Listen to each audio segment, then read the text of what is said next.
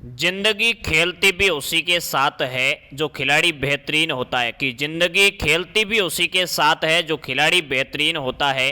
दर्द सबके एक है मगर हौसले सबके अलग अलग है। कोई हताश होकर बिखर जाता है तो कोई संघर्ष करके निखर जाता है। नमस्कार साथियों, स्वागत है आप सबका आर के ज्ञान केंद्र के इस ऑनलाइन प्लेटफॉर्म पर। तो साथियों, बहुत दिनों बाद मैंने क्लासेज वापस प्रारंभ की है। अब बीएसटीसी के फॉरम है वो भी आपके जल्द से जल्द स्टार्ट हो जाएंगे।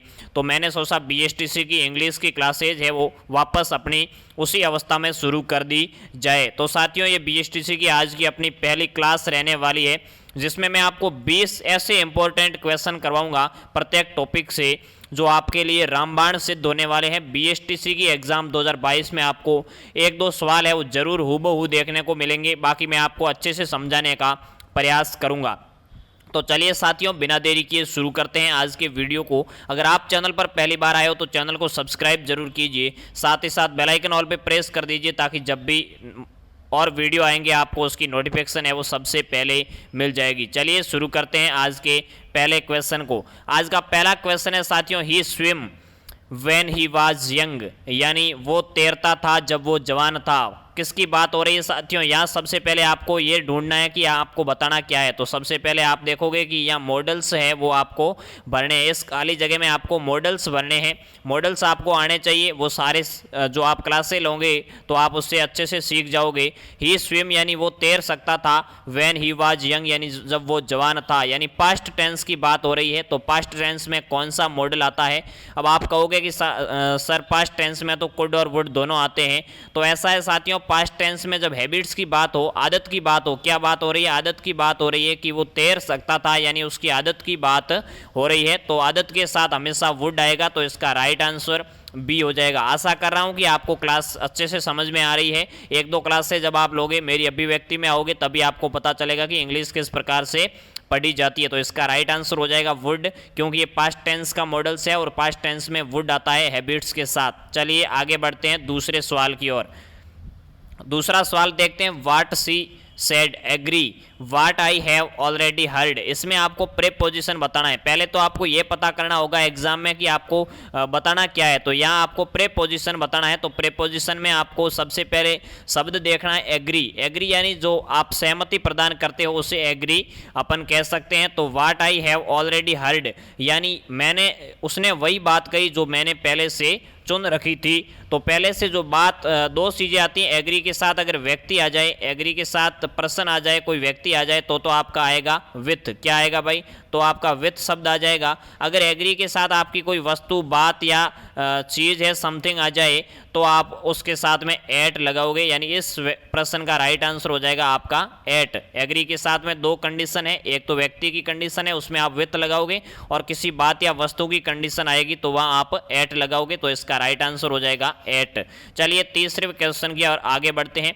तीसरा क्वेश्चन है, चूज द करेक्ट सिनोनिम्स, यानी सिनोनिम्स बताना है। पहले तो आपको पता होना चाहिए सिनोनिम्स होता क्या है। तो इसका अर्थ होता है हिंदी में पर्यायवाची शब्द, यानी आपको यहाँ पर्यायवाची शब्द बताना है। तो पर्यायवाची शब्द आपको जब आप इंग्लिश का काफ़ी सारा गहन अध्ययन करोगे तभी आप पर्यायवाची शब्द बता सकोगे, क्योंकि मेरे बताने से मैं तो 1 2 4 5 10 शब्द बताऊंगा ज़्यादा से ज़्यादा, लेकिन आपको है वो पढ़ना बुक से पड़ेगा पर्यायवाची के लिए। तो साथियों, अब आपको इस शब्द का पर्यायवाची बताना है एबेंडन। क्या शब्द है एबेंडन? एबेंडन का अर्थ क्या होता है? छोड़ देना। क्या अर्थ होता है? छोड़ देना अर्थ होता है एबेंडन का। तो साथियों, अब आपको इन चारों शब्दों में से ये खोजना है कि कौन सी मीनिंग का अर्थ है वो छोड़ देना आ रहा है, तभी आप पता कर सकोगे। सबसे सरल इसमें है, आपको रिसीव दिख रहा है। रिसीव का अर्थ होता है प्राप्त करना। जब मोबाइल में किसी भी प्रकार की अपन फाइल प्राप्त करते हैं तो कहते हैं कि ये मुझे रिसीव हो गई है। गिफ्ट है वो भी बहुत सरल शब्द है। गिफ्ट का अर्थ होता है उपहार। क्या होता है? उपहार। तो उपहार और छोड़ देना एक जैसे शब्द नहीं है, पर्यायवाची बताने हैं। दूसरा शब्द है ग्रीव, यानी तीसरा है डी में ग्रीव शब्द बताया गया है। तो ग्रीव का अर्थ है दुख। क्या होता है? ग्रीव का अर्थ होता है दुख। तो ये दुख भी छोड़ देना नहीं होता है। तो पीछे एक शब्द बसा है फॉरसेक। फॉरसेक का अर्थ होता है छोड़ देना या फिर लीव आप कह सकते हो। फॉरसेक को दूसरा नाम है वो लीव भी आप कह सकते हो। तो इसका राइट आंसर हो जाएगा अपना ए। तीसरे सवाल में सही आंसर है वो ए हो जाएगा। इसके संबंध में दूसरा शब्द अगर आ जाए तो आप आइसोलेट भी कर सकते हो, क्योंकि आइसोलेट का अर्थ होता है अकेले में छोड़ना, और या फिर लीव, आइसोलेट, फॉरसेक, अबेंडन, ये सारे शब्द हैं वो एक जैसे छोड़ देने के अर्थ में प्रयुक्त होते हैं। चलिए चौथे सवाल की ओर आगे बढ़ते हैं। चौथा सवाल काफ़ी बड़ा सवाल है, थोड़ा मैं इसको छोटा करके आपके सामने पूरा रख देता हूँ। चौथे सवाल में आपको क्या करना है, choose one word for the following phrase, यानी आपको वन वर्ड एक शब्द पता करना है। हिंदी में तो एक शब्द बहुत सरल होते हैं, लेकिन इंग्लिश का थोड़ा सा क्या है, हार्ड प्रोसेस होती है, तो इसमें आपको अच्छे से समझना है कि किस प्रकार से आप वन वर्ड है वो पता कर सकते हो। समवन यानी कोई, अपॉइंटेड यानी नियुक्त किया हुआ, बाई टू पार्टीज यानी दो पार्टियों के मध्य, सेटल यानी मध्यस्थता करने के लिए, डिस्प्यूट यानी झगड़े में जब मध्यस्थता करने के लिए दो पार्टियों को जमाने के लिए कौन से शब्द का प्रयोग है या किस प्रकार का व्यक्ति प्रयोग किया जाता है। पहला है नेगोशिएटर। नेगोशिएटर का अर्थ होता है साथियों मोल भाव करने वाला। कौन होता है, मोल भाव करने वाला होता है नेगोशिएटर, तो ये तो होगा नहीं, नेगोशिएटर गलत हो जाएगा।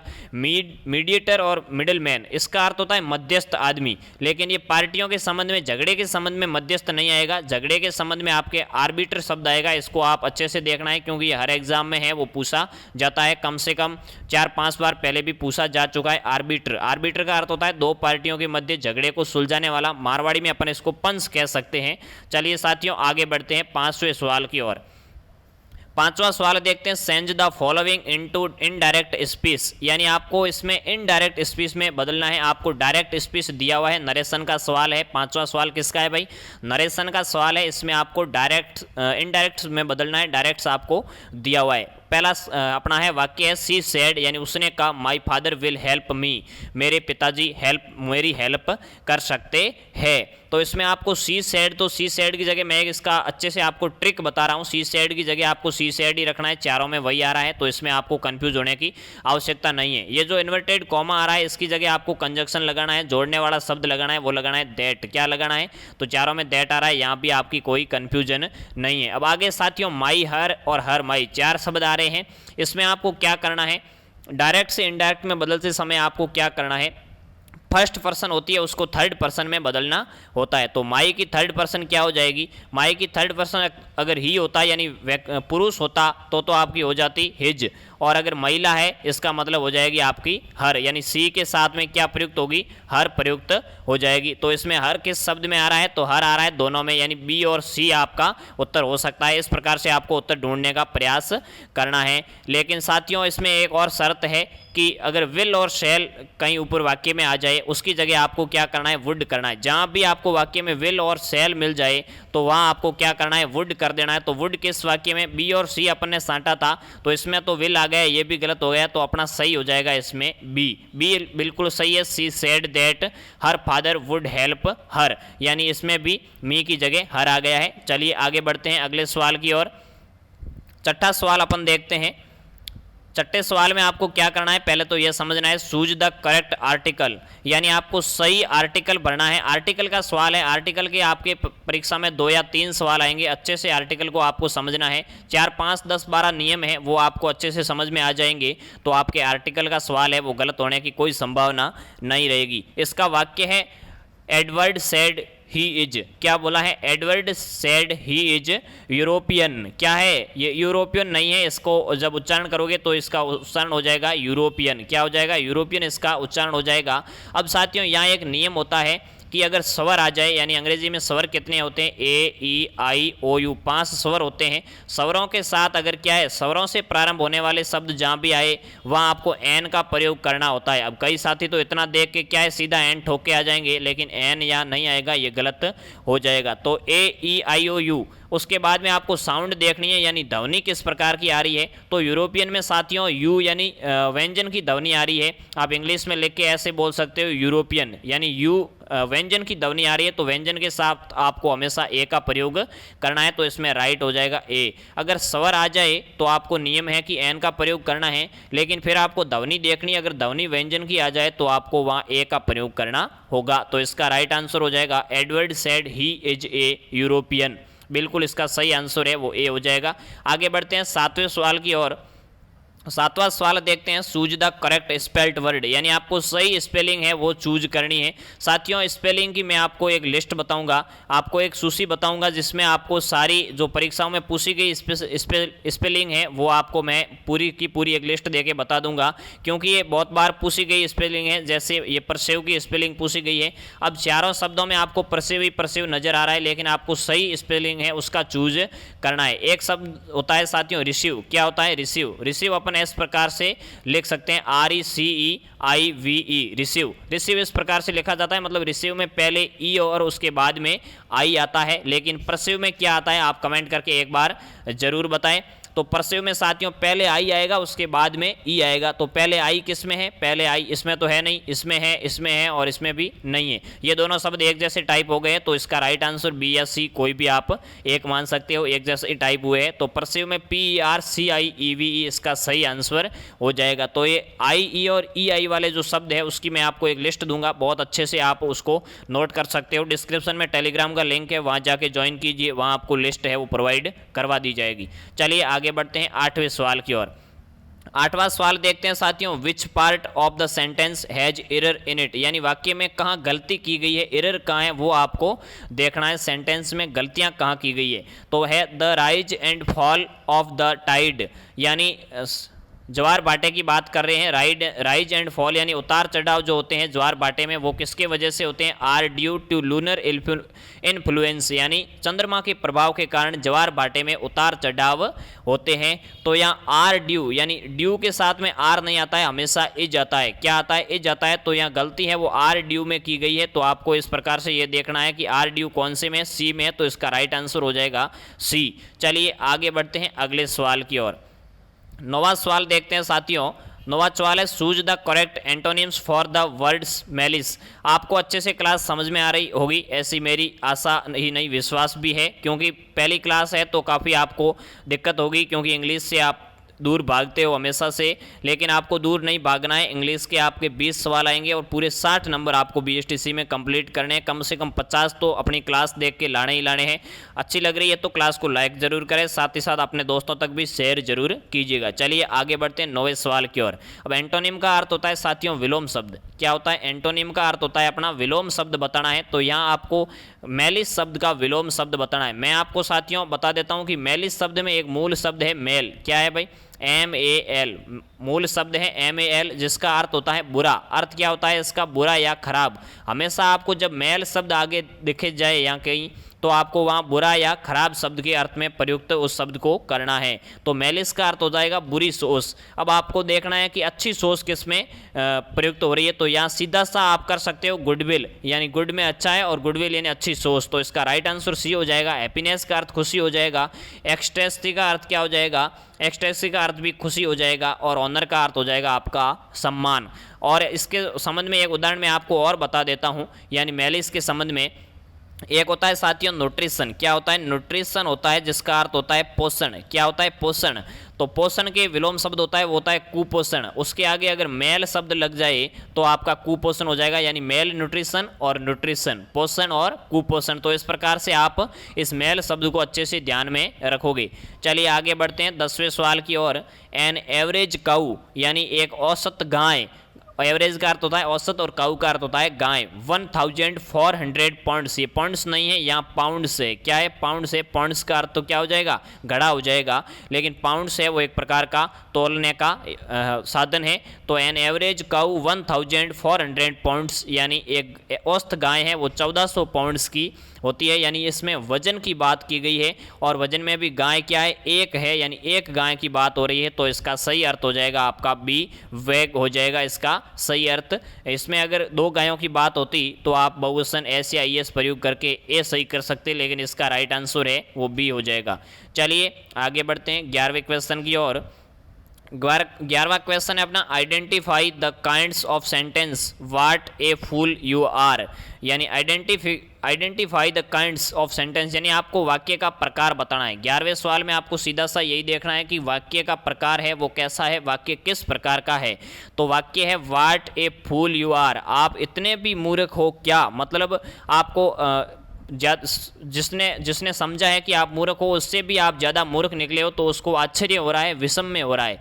तो ये जो पीछे शब्द आ रहा है, जो सिने आ रहा है, विस्मय बोधक सिने, इसके लिए अंग्रेजी में विस्मयादि बोधक सिने के लिए एक्सक्लेमेटरी सेंटेंस का प्रयोग होता है। यानी विस्मयादि बोधक का इंग्लिश बनाओगे तो एक्सक्लेमेटरी हो जाएगा। ये तो आपको थोड़ा सा मीनिंग है वो आनी चाहिए, तभी आपको पता चलेगा। इंटेरोगेटिव होगा तो आपका प्रश्नवाचक हो जाएगा। इंपेरेटिव सेंटेंस होगा तो इसमें आपको क्या मिलेगा, कमेंट करके जरूर बताएं कि इंपेरोमेटिव सेंटेंस के लिए आपको क्या मिलेगा और एसेरेटिव सेंटेंस के लिए भी आपको किस प्रकार के वाक्य है वो मिलेंगे, ये आप कमेंट करके जरूर बताएं। चलिए आगे बढ़ते हैं, इसका राइट आंसर हो जाएगा अपना एक्सक्लेमेटरी सेंटेंस। आगे बढ़ते हैं 12वें सवाल की ओर। 12वां सवाल देखते हैं, चेंज टू डायरेक्ट स्पीच, यानी इनडायरेक्ट दिया हुआ है, आपको डायरेक्ट स्पीच में चेंज करना है। आपका वाक्य है ही आस्क्ड, उसने पूछा, वो लिव्ड नेक्स्ट डोर, अगले दरवाजे पे कौन रहता है। तो पहला ऑप्शन है ही आस्क्ड वो लिव्स नेक्स्ट डोर, दूसरा है ही सेड वो लिव्स नेक्स्ट डोर, तीसरा है ही आस्क वो लिव्स नेक्स्ट डोर और चौथा है ही सेड वो लिव्ड नेक्स्ट डोर। इसमें आपको डायरेक्ट दिया हुआ है और इनडायरेक्ट दिया हुआ है और डायरेक्ट में आपको चेंज करना है। तो 12वें क्वेश्चन का अपन देखेंगे कि इनडायरेक्ट से डायरेक्ट में कैसे चेंज किया जाता है। तो सबसे पहले जो आस्ट शब्द है उसको आपको देखना है, ये क्या है, पास्ट टेंस का है, ईडी लगा है मतलब पास्ट टेंस का शब्द है। तो पास्ट टेंस है वो प्रेजेंट टेंस में चेंज होगा और प्रेजेंट टेंस में चेंज होगा तो इसका सही आंसर क्या बन जाएगा, ए बन जाएगा। ही आस्क्ड वो लिव्स नेक्स्ट डोर, बिल्कुल प्रश्नवाचक है, यहाँ प्रश्न पूछा गया तो यहाँ भी प्रश्नवाचक आएगा, आप सीधा सा भी कर सकते हो। इन बाकी वालों में प्रश्नवाचक चिन्ह नहीं है और यहाँ प्रश्न पूछा गया तो यहाँ प्रश्नवाचक चिन्ह है वो जरूर आएगा। तो इसका राइट आंसर आपका ए हो जाएगा। चलिए 13वें क्वेश्चन की ओर आगे बढ़ते हैं।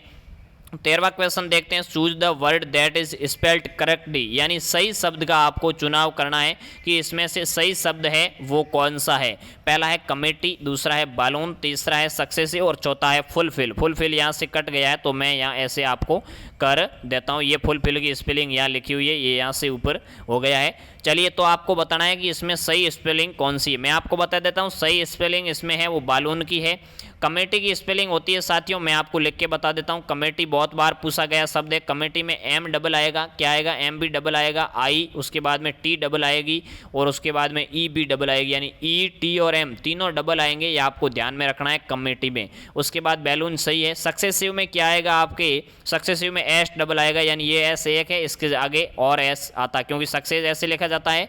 कैसे लिखा जाता है सक्सेस भाई, सी डबल आएगी और एस भी डबल आएगा, तो आई वी जोड़ने पे सक्सेसिव बन जाएगा। और फुलफिल शब्द है उसका सही हो जाएगा आपको FULFIL, यानी एल है वो सिंगल आएगा, एल डबल कहीं भी नहीं आएगा। फुलफिल शब्द है वो ऐसे लिखा जाता है। चलिए 14वें क्वेश्चन की ओर आगे बढ़ते हैं।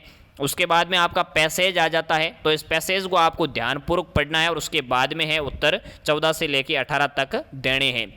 पहले अपन पैसेज पढ़ लेते हैं। A little man beside me was turning over the pages of a magazine quickly and nervously, यानी एक छोटा व्यक्ति लिटिल मैन है वो एक मैगजीन की पन्ने पलट रहा था। क्विकली एंड नर्वसली मतलब नर्वस होकर और जल्दी जल्दी, क्विकली का अर्थ होता है जल्दी जल्दी, एक मैगनीज के पन्ने हैं वो लिटिल मैन पलट रहा था। उसके बाद में देखते हैं ऑपोजिट मी देयर, यानी मेरे विपरीत में वाज ए यंग मदर, यानी एक जवान माता, वो वाज ट्राइंग टू रेस्ट्रेन हर सन, यानी एक बच्चा रो रहा था और माता उसको गोद में ली हुई बैठी थी और उसको रेस्ट्रेन का अर्थ होता है रोकना, उसको रोकने का प्रयास कर रही थी, नियंत्रण में करने का प्रयास कर रही थी, कंट्रोल करने का प्रयास कर रही थी। मेकिंग ए नॉइज, यानी उसको कह रही थी कि आवाज़ मत करो। चलिए the boy had obviously grown very of waiting, यानी बच्चा है वो इंतजार करते करते थक गया था। ही हैड प्लेस्ड एन आश-ट्रे, यानी जो सिगरेट के धुएं रखने का जो होता है ना, धुएं के साथ में जो अपशिष्ट होते हैं उसको रखने का जो ट्रे है, ऑन द फ्लोर